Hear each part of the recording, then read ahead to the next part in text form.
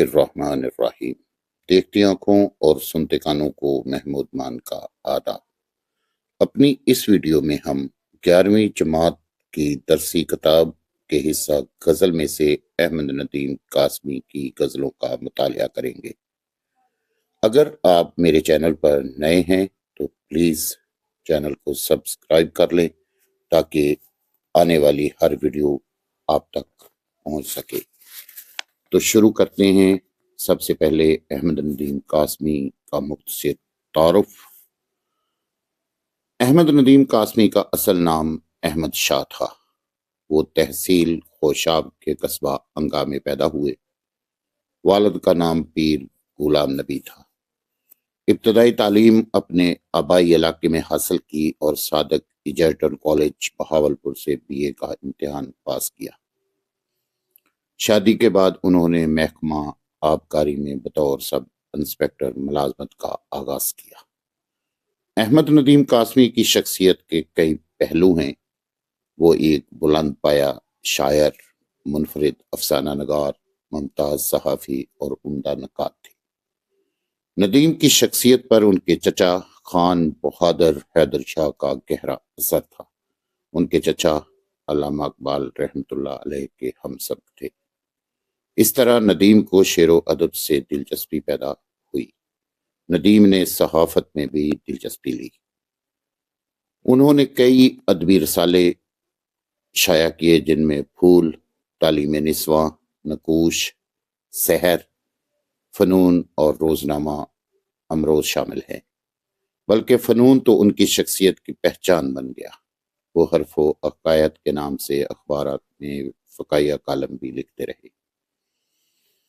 ندیم کا پہلا افسانہ بدنصیب بت تراش ہے۔ ندیم کی تحریر سادہ اور رواں ہے۔ ان کے افسانوں کا موضوع دیہات کے رہنے والے عام لوگوں کے مسائل اور جذبات ہیں۔ محبت کا جذبہ ایک کائناتی حقیقت ہے۔ دیہات کے لوگ محنتی، جفاکش اور زندگی کی بہت سی سہولیات سے محروم ہوتے ہیں، لیکن ان کے ہاں محبت کا جذبہ نمایاں ہوتا ہے، اور یہی حقیقت ندیم کا موضوع ہے۔ ان کے افسانوں میں حقیقی زندگی کا عکس ملتا ہے۔ اگرچہ ندیم کی زیادہ تر توجہ افسانہ نگاری پر رہی اور انہوں نے افسانے تواتر سے لکھے ہیں، لیکن اس سے ان کی شاعرانہ عظمت میں کوئی کمی واقع نہیں ہوئی۔ ان کی شاعری میں ایک طرف کلاسک کی سجدج ہے تو دوسری طرف جدید انداز و آہنگ بھی موجود ہے۔ ان کی شاعری میں عصری آگہی کا شعور ملتا ہے۔ ان کی بعض نظمیں موسیقیت کے حوالے سے بڑی پر اثر ہیں۔ انہوں نے نظم اور غزل دونوں کہی ہیں اور دونوں میں اپنی صلاحیتوں کا لوہا منوایا ہے۔ تاہم ان کی پہچان غزل کے حوالے سے ہے۔ ان کے مجموعہ کلام دشت وفا پر انہیں آدمچی ایوارڈ بھی ملا ہے۔ مجموعہ کلام نثر کو اگر ہم دیکھتے ہیں تو چوپال، بگولے، طلوع و غروب، گرداب، آنچل، سیلاب، آبلے، در و دیوار، سناٹا، بازار حیات، برگہنا، گھر سے گھر تک، کپاس کا پھول اور نیلا پتھر افسانوں کے مجموعے ہیں۔ مجموعہ کلام شاعری میں دھڑکنے، رمجم، شعلہ گل، دشت وفا، محیط، دوام اور لوہے خاک، بسیط وغیرہ نمایاں کارنامے ہیں۔ عزیز طلباء، اب ہم ان کی غزل کا مطالعہ شروع کرتے ہیں۔ تو غزل کا پہلا شعر: کچھ غلط بھی تو نہیں تھا میرا تنہا ہونا، کچھ غلط بھی تو نہیں تھا میرا تنہا ہونا، آتش و آب کا ممکن نہیں یکجا ہونا۔ تنہا ہونے کے معنی ہے اکیلا رہ جانا۔ آتش و آب کے معنی ہے آگ اور پانی۔ یکجا ہونا، اکٹھے ہونا۔ مفہوم اس شعر کا کچھ اس طرح سے بنتا ہے: اگر میں تنہا رہ گیا ہوں تو یہ اتنی غلط بات بھی نہیں، کیونکہ آگ اور پانی کا ملاپ ناممکن ہے۔ تشریح: عزیز طلباء، تشریح طلب شعر میں شاعر نے محبوب سے علیحدگی کی وجہ بتائی ہے۔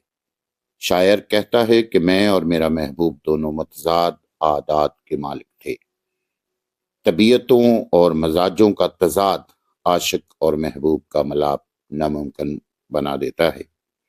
شاعر نے اسی مقصد کے لیے دو بالکل متضاد خصائل کی حامل اشیاء کا سہارا لیا ہے۔ اگر عاشق کو آتش صفت قرار دیا جائے تو محبوب صفت آب کا مالک ہوگا۔ محبوب ہے جو میرے جذبات سے یکسر بیگانہ واقع ہوا ہے۔ وہ پانی کی صفات رکھتا ہے، اس میں عدم جذباتیت اور سرد مہری کا عنصر نمایاں ہے۔ وہ عدم جذباتیت کا حامل میرے اندر دہکتے ہوئے جذباتی علاؤ سے نا آشنا ہے۔ شدت جذبات سے آری وہ سرد مہر ہے، لہذا یہ ممکن ہی نہ تھا کہ ہم دونوں اکٹھے رہ سکتے۔ وسیع شاہ نے کیا خوب کہا ہے کہ پھر یوں ہوا کہ راستے جکجا نہیں رہے، پھر یوں ہوا کہ راستے جکجا نہیں رہے، وہ بھی انا پرست تھا میں بھی انا پرست، وہ بھی انا پرست تھا اور میں بھی انا پرست۔ اور شاعر کو محبوب کے قریب ہوتے ہوئے بھی اس کی جدائی کا خوف لاحق تھا، جو آخر صحیح ثابت ہوا۔ بقول ناصر کاظمی، تیرے قریب رہ کے بھی دل مطمئن نہ تھا، تیرے قریب رہ کے بھی دل مطمئن نہ تھا، گزری ہے مجھ پہ یہ بھی قیامت کبھی کبھی، گزری ہے مجھ پہ یہ بھی قیامت کبھی کبھی۔ عزیز طلبہ، داخلی اعتبار سے دیکھا جائے تو شاعر کہتا ہے میں اور اہل زمانہ یا میرے دوست باہم متضاد خصوصیات کے حامل ہیں۔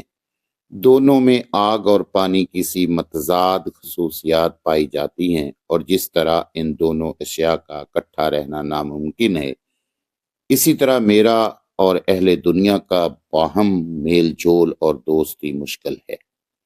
میں اس نفسا نفسی کے دور میں بھی خلوص کا علمبردار، وفاداری کا پیکر اور سچ کا روح رواں ہوں، جبکہ اہل دنیا اور میرے دوست روحانی قدروں، خلوص، محبت اور مروت سے تہی دامن ہیں۔ ان کے نزدیک موجودہ زمانے میں منافقت اور ہیرا پھیری کامیاب زندگی گزارنے کے گر ہیں۔ یہی وجہ ہے کہ میرا اور اہل دنیا کا نبھا مشکل ہو رہا ہے۔ بقول ریاض مجید، میرا دکھ یہ ہے میں اپنے ساتھیوں جیسا نہیں، میرا دکھ یہ ہے میں اپنے ساتھیوں جیسا نہیں، میں بہادر ہوں مگر ہارے ہوئے لشکر میں ہوں، میں بہادر ہوں مگر ہارے ہوئے لشکر میں ہوں۔ 6 نمبر 2، ایک نعمت بھی یہی ایک قیامت بھی یہی، ایک نعمت بھی یہی ایک قیامت بھی یہی، روح کا جاگنا اور آنکھ کا بینا ہونا، روح کا جاگنا اور آنکھ کا بینا ہونا۔ قیامت کے معنی ہیں حشر، جہاں مراد ہے مصیبت۔ بینا ہونا، دیکھنے کے قابل ہونا۔ بینا آنکھ، حقیقت اور اصلیت کو پہچاننے والی آنکھ۔ مفہوم اس شعر کا کچھ اس طرح سے بنتا ہے، روح کا جاگنا اور دل کی آنکھ کا بینا ہونا بجک وقت نعمت بھی ہے اور قیامت بھی۔ تشریح۔ عزیز طلبہ، تشریح طلب شعر میں انسانی جسم مٹی اور پانی کا مرکب قرار دیا گیا ہے، اور یہی دو اشیاء جسم کی اصل ہیں۔ یہی وجہ ہے کہ پانی اور زمین سے پیدا شدہ چیزیں کھا کر انسانی جسم تنومند اور موٹا ہوتا ہے، فربا ہوتا ہے۔ دوسرے الفاظ میں زمینی دسترخوان اللہ تعالیٰ نے جسم کے لیے سجایا ہے، جبکہ انسان کا دوسرا عضو روح ہے۔ روح عالم ارواح سے آئی ہے۔ روح اور جسم دونوں لازم و ملزوم ہیں۔ اللہ تعالیٰ نے روح خود حضرت آدم علیہ السلام کے وجود میں پھونکی تھی۔ روح عالم بالا سے جسم میں آئی ہے، اور جس طرح اللہ تعالیٰ نظر نہیں آتا، اسی طرح روح بھی غیر مرئی شے ہے، اور اس کی خوراک بھی غیر مرئی ہے، یعنی ذکر و اذکار و اعمال وغیرہ، قرآن کے بیان کردہ اعمال، نماز، روزہ، زکوٰۃ وغیرہ سے روح کو عافیت تو تقویت پہنچتی ہے، اور انہی اعمال سے انسانی روح بیدار ہوتی ہے۔ بقول احمد ندیم قاسمی، اگر نہ درد میری روح میں اتر جاتا، اگر نہ درد میری روح میں اتر جاتا، میں جیسے بے خبر آیا تھا بے خبر جاتا، میں جیسے بے خبر آیا تھا بے خبر جاتا۔ اسی طرح شاعر نے آنکھ کا بینا ہونا کا بھی ذکر کیا ہے۔ آنکھ تو سبھی کی بینا ہوتی ہے، تو پھر شاعر نے اسے کس طرح خاص کیا؟ دراصل احمد ندیم قاسمی نے یہاں دل کی آنکھ کا ذکر کیا ہے، جسے عرف عام میں حقیقی بصیرت یا حقیقی فہم و فراست سے تعبیر کیا جاتا ہے۔ جو لوگ خدا کے راستے پر چل پڑتے ہیں، اللہ تعالیٰ انہیں زندہ دل یا دل بینا عطا کر دیتا ہے۔ ایسا شخص اچھائی اور برائی میں تمیز کرنے کے قابل ہوتا ہے اور حق و صداقت کا علمبردار ہوتا ہے۔ وہ معاشرے کی ریاکاری، مصنوعی پن اور مال و دولت کی چمک دمک سے ہرگز متاثر نہیں ہوتا، بلکہ ریاکار اور دھوکہ باز لوگوں کے بیانک چہروں کو پہچاننے کی صلاحیت رکھتا ہے۔ اہل دنیا کی بے راہ روی اور غیر مہذبانہ رویوں کو برداشت نہیں کرتا، کیونکہ وہ خود سچ بولتا ہے، مخلص، وفاشار اور حسن اخلاق کا مالک ہوتا ہے۔ اس لیے وہ دوسرے گمراہ لوگوں کو ان کی غلطیوں پر بلا خوف و خطر خبردار کرتا ہے، لیکن اہل دنیا اس کے شکر گزار ہونے کے بجائے اس کے مخالف ہو جاتے ہیں، کیونکہ پاگل کب اپنے پاگل پن کا اعتراف کرتا ہے، بلکہ وہ تو دوسروں کو پاگل کہتا ہے۔ یہی سانحہ شاعر کے ساتھ بھی ہوا۔ دعوت حق کی پاداش میں اس پر کیچڑ اچھالی گئی، اسی وجہ سے شاعر نے بیداری روح اور آنکھ کا بینا ہونا کو قیامت قرار دیا ہے۔ عزیز طلبہ، تاہم یہ ایک عظیم نعمت بھی ہے، کیونکہ بیدار روح اور چشم بینا کا حامل شخص راہ حق اختیار کرتا ہے، جو کامیابی کا ذریعہ ہے، اور اپنے اچھے اعمال کی وجہ سے وہ آخرت میں سرخرو ہوگا، اور اسے جنت کی لافانی کبھی نہ ختم ہونے والی نعمتیں اور زندگی میں میسر آئیں گی۔ اس لیے بیشتر شعراء نے دل بینا پر زور دیا ہے، کیونکہ ایسا ہی شخص اصل میں زندہ ہوتا ہے، ورنہ مردہ دل کا حامل تو ایک جیتی جاگتی لاش کی مانند ہوتا ہے۔ دل بینا کے متعلق علامہ اقبال رحمۃ اللہ علیہ کا ایک شعر ہے: دل بینا بھی کر خدا سے طلب، دل بینا بھی کر خدا سے طلب، آنکھ کا نور دل کا نور نہیں۔ شعر نمبر 3۔ جو برائی تھی میرے نام سے منسوب ہوئی، جو برائی تھی میرے نام سے منسوب ہوئی، دوستو کتنا برا تھا میرا اچھا ہونا۔ جو برائی تھی میرے نام سے منسوب ہوئی، دوستو کتنا برا تھا میرا اچھا ہونا۔ منسوب ہونا کے معنی ہے نسبت یا تعلق ہونا۔ مفہوم اس شعر کا کچھ ایسے بنتا ہے: دوستو لوگوں نے برائیاں میرے ساتھ منسوب کر دی، حالانکہ میں اچھا تھا، یوں میرا اچھا ہونا میرے حق میں برا ثابت ہوا۔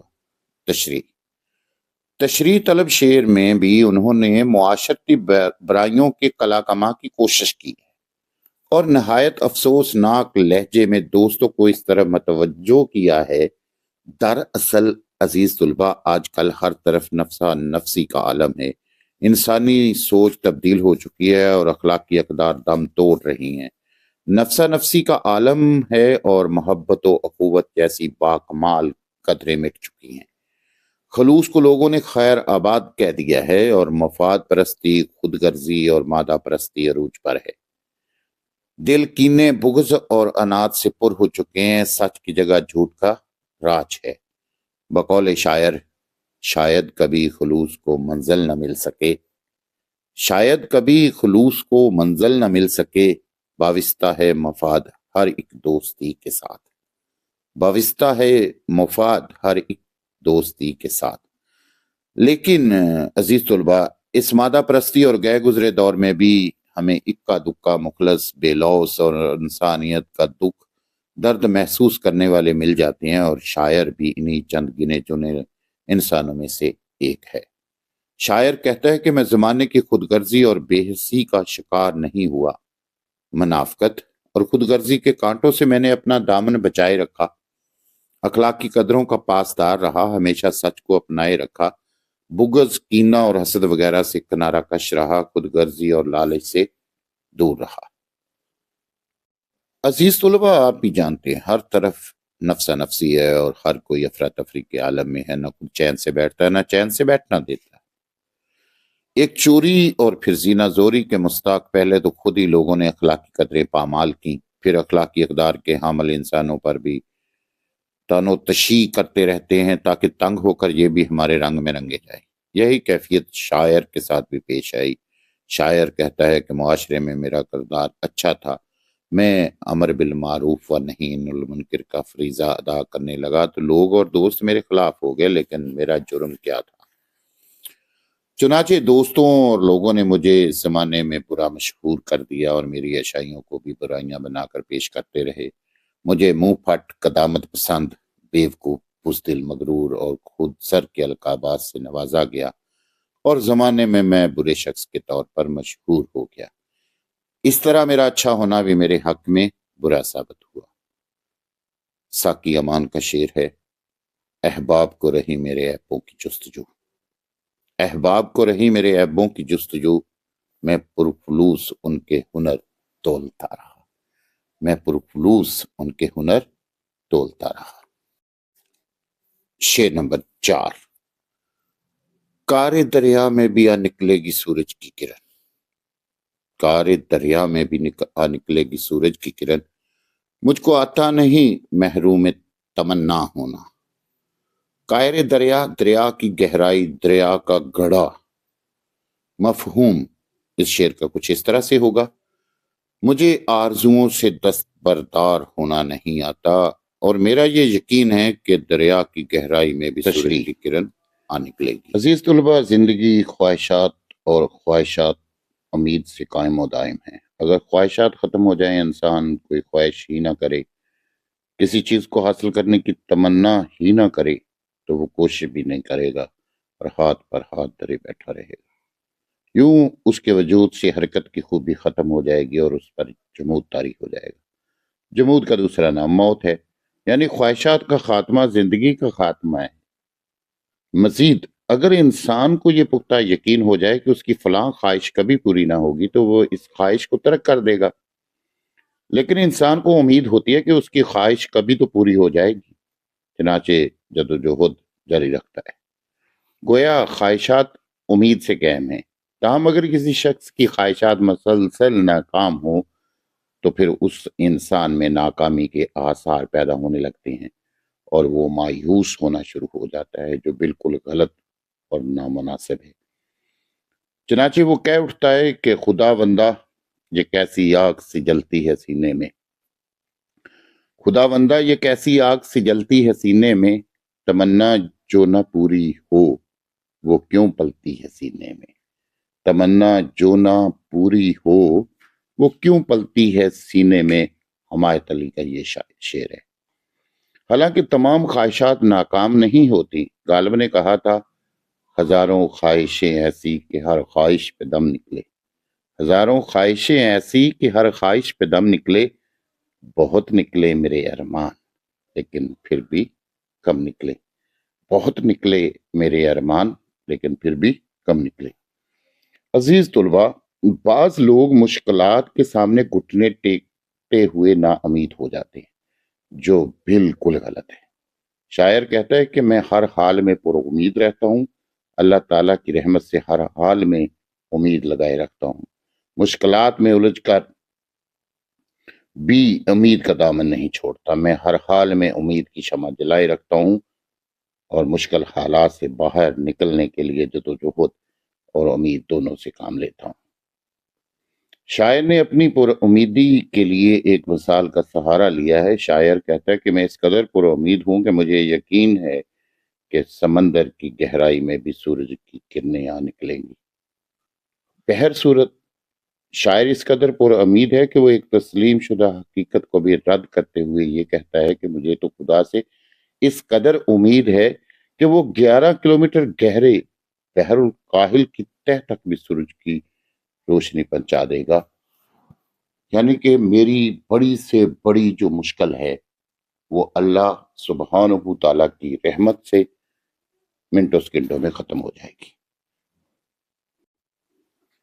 شعر نمبر 5۔ شاعری روز ازل سے ہوئی تخلیق ندیم، شاعری روز ازل سے ہوئی تخلیق ندیم، شعر سے کم نہیں انسان کا پیدا ہونا، شعر سے کم نہیں انسان کا پیدا ہونا۔ روز اول کے معنی ہے دنیا کی ابتدا کا زمانہ کہ جب دنیا کا آغاز ہوا۔ تخلیق کے معنی ہے پیدا ہونا، وجود میں آنا۔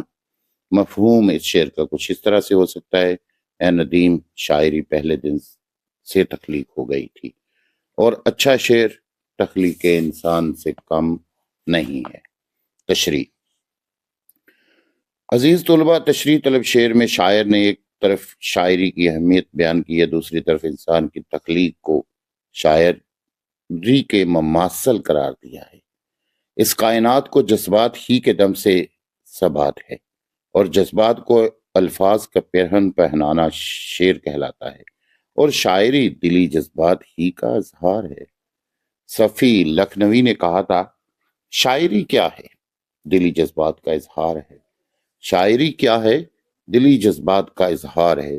دل اگر بیکار ہے تو شاعری بیکار ہے، دل اگر بیکار ہے تو شاعری بیکار ہے۔ اس کے علاوہ شاعری میں طاقت اور قوت ہوتی ہے۔ ایک اچھی شاعری جو خون جگر سے پرورش پاتی ہے اہل زمین کے لیے مفید ہے۔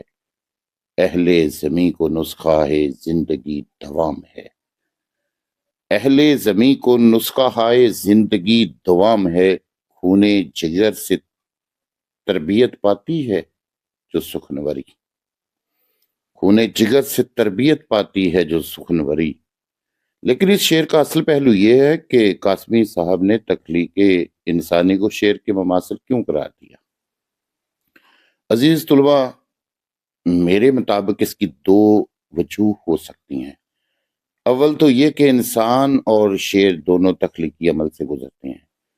پہلے پہل عالم تخیل میں شاعر چشم تخیل دوڑاتا ہے، کوئی بات سوچ کر اس سے غیر منظم شعری نقشہ اپنے ذہن میں پیدا کرتا ہے، اور پھر سوچ بچار کے بعد اس نقشے کو خوبصورت اور مترنم الفاظ کا لباس عطا کر کے شعر بنا دیتا ہے۔ گویا شعر اور انسان دونوں تخلیقی عمل سے گزرتے ہیں۔ دوسری وجہ یہ ہے کہ انسان اشرف المخلوقات ہے، تمام مخلوقات میں سے وہ سب سے حسین پیکر ہے۔ یہی حال آشعار کا بھی ہے۔ آشعار سب سے طاقتور اور حسین صنف ادب ہے۔ شاعری خوبصورت الفاظ اور ہم آواز کافیوں کا مرکہ ہوتا ہے۔ یہی دو اقدار انسان و آشعار میں مشترک ہے۔ عزیز طلباء، احمد ندیم قاسمی کی پہلی غزل کی تشریح مکمل ہوئی۔ امید کرتا ہوں کہ یہ سلسلہ آپ کے لیے ضرور فائدہ مند ہوگا۔ اجازت چاہتا ہوں۔ اللہ حامی و ناصر۔